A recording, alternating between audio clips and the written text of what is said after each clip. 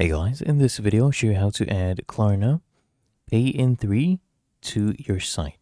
Okay, so for example right here, and all you need to do is just first go ahead, log in to your site. Let's say you're using Shopify, for example. Just log into your dashboard, select your store, and just go to your settings for your website.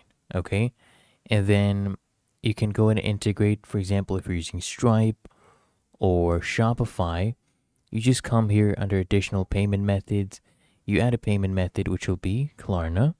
Make sure you enable that, you activate it, and go ahead and connect to Klarna. And then all you do under the liquid code section, right? You basically go ahead and add this code, okay, to your website, and it will go ahead and work.